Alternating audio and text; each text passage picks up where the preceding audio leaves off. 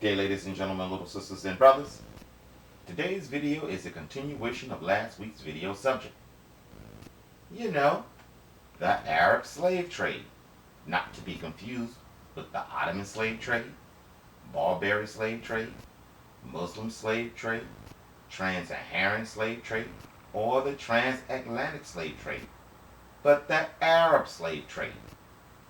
Little Miss Ivy and I also have a theory we would love for you to vet for us concerning the evidence we find. But first, let's continue our understanding. Where were we? Oh yeah, we were in Wikipedia under Arab slave trade, scope of the trade. And no one could give me a logical, heck, any reason why this would happen.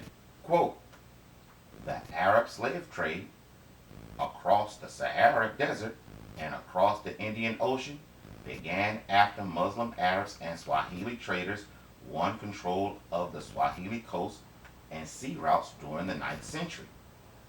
These traders captured Bantu people from the interior in present-day Kenya, Mozambique, and Tanzania and brought them to the coast. There, at the coast, the slaves, who were just taken from the interior, gradually assimilated in the rural areas, particularly on the U and Pemba Islands. Stop. And when we look at the pickup points the Barbary pirates used to raid the clone Europeans for distribution, you know, the isolated islands and on the sea coast of Lower and Upper Europe. Well, to me, it is well beyond a coincidence. And a little later in our series, I will present a theory on why so many people in the world look just alike. Question, is little Miss Ivy and I the only people to notice? Just as we have stated with images before, the Egyptians, etc., always depicted the invading newcomers as looking exactly the same, almost like they used a stencil for each people. Yep, just like they were carbon copies. I remember saying something about it back then, but check this out. Are we the only two people on Earth to notice the difference between the images of people's facial features before the Bronze Age, round eyes, and then how each and every image, no matter what people, no matter what region, each and every Bronze Age culture had extremely creepy slanted eyes and all the same height and body build? Everyone from the clone Egyptians, Libyans, Greeks, Hittites, Philistines, Assyrians, Babylonians, etc. They are all represented with noticeably slanted eyes. It's not until after the Bronze Age collapse. You know, the Iron Age clone pulse, that you start to see images of different eye shapes again. But again, can somebody, everybody, can anybody come up with an explanation to why slavers would use a catch and release to be caught again later program? And it not be because the Bantu are unprogrammed clones who didn't know their right hand from their left hand? Just stated at a double secret factory, the scriptures told us Nineveh was operated in Nahum chapter 2 and 3. Once out of their pods, they are guided by special middlemen to the outskirts to be programmed, racked, stacked, and shipped, thus keeping the double secret factory, well, a double secret. And when you look at the scriptures, we have discovered in context, not only did our ancestors give the evildoers enough DNA material to enable them to hit switches for characteristic variants, the scriptures also told us the other nations were trading men to her in exchange for merchandise as well. In fact, Irish and Leslie LLC found an obscure reference to Moab participating in the practice that you may find Little Miss Ivy, help me out. Excellent. That you may find interesting. Please turn to Numbers chapter 21, verse 29 in the Septuagint.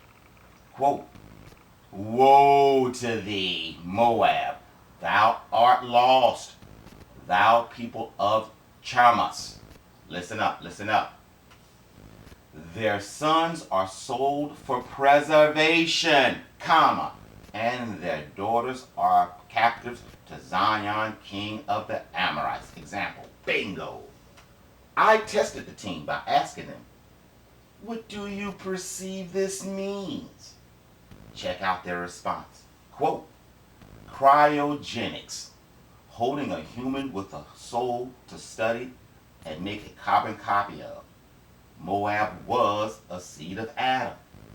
And seeing Google tells us the word preservation means the action of preserving something, the state of being preserved, especially to a specified degree. Continuation, bottling, canning, drying, curing, freezing. To me, that can only mean bingo, brothers. So when the evildoers come out with their new and improved DNA test and show that Paul was right, you know, we all one blood, don't believe it. It's a trap. But let's continue with the article, please. Quote, some historians assess that as many as 17 million people were sold into slavery on the coast of the Indian Ocean, the Middle East, and North America, and approximately 5 million African slaves were transported by Muslim slave traders via the Red Sea, Indian Ocean, and Sahara Desert to other parts of the world between 1500 and 1900. The captors were sold throughout the Middle East. Listen closely and perceive like a geologist. I'm going to let the beat rock. Quote, this trade accelerated as superior ships led to more trade and greater demand for labor on plantations in the region, the Middle East. Eventually, tens of thousands of captives were being taken every year. The Indian Ocean slave trade was multi-directional and changed over time. To meet the demands of menial labor, Bantu slaves brought by Arab slave traders from Southeast Africa were sold in cumulative large numbers over the centuries to customers in Egypt, Arabia, the Persian Gulf, India, European colonies in the Far East, and Indian Ocean islands, Ethiopia, and Somalia. Man.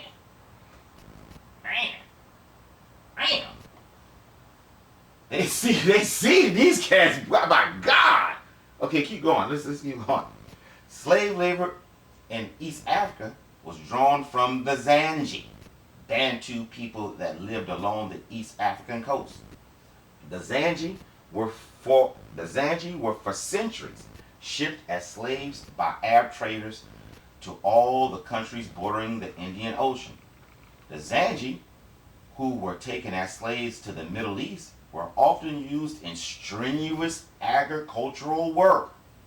As the plantation economy boomed and the Arabs became richer, agriculture and other manual labor work was thought to be demeaning.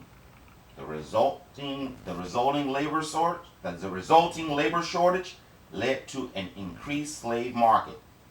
Listen up closely, carefully, and perceive this. Quote, there is little evidence of what part of Eastern Africa the Zanji came from, for the name is here evidently used in its general sense, rather than to designate the particular stretch of the coast from about 3 degrees north to 5 degrees south, to which the name was also applied. What? Yep. Area 51 bingo. The Zanji were needed to take care of, personal quote, the Tigris Euphrates Delta, which had become abandoned marshland as a result of pheasants migrating and repeating flooding, could be reclaimed through intensive labor. Wealthy proprietors had received extensive grants of tidal land on the condition that they would make it arable. Sugarcane was prominent among the products of their plantation, particularly in Kazakhstan province. Zanji also worked in the salt mines of Mesopotamia, especially around Basra, that's in Iraq. Their jobs were to clear away the nitrous topsoil that made the land arable. They were terraforming. The working conditions were also considered to be extremely harsh and miserable. Stop. Agricultural identifying bingo. But before we get to that bingo, question. What did you perceive when they just admitted, quote, there is little evidence of what part of Eastern Africa the Zanji came from? All those fucking people. For the name is here evidently used in general sense, rather than to designate a particular stretch of the coast from about 3 degrees north to 5 degrees south, to which the name was also applied. And when you link this information with the fact that special middlemen were used to catch and release the wild African Bantus on the outskirts, to little Miss Ivy and I, it can only mean we were right about it in saying that Bantus, etc., are clones manufactured in a double secret location. Yep, African Area 51. And everybody of antiquity knew about it, and they all played by the rules of secrecy as well. Even the Romans. What? Who said that? Who said rocks and sand now? Right, little Miss Ivy. Right. Something did happen with the environment in the Middle East recently. Thus, why my God say they destroyed his land. I mean, are we the only people catching the overall context is the exact same as in ancient days? What I mean is, it is painstakingly obvious the sheer number of not only cloned African slaves, but also European clones needed for the Middle East alone proves beyond a shadow of a doubt. With the arid wasteland that the Middle East is today, it is obvious the scientists are correct about saying the land was totally different less than 800 years ago. So saying that, my little apprentice and I have a theory about this we would love for you to vet for us.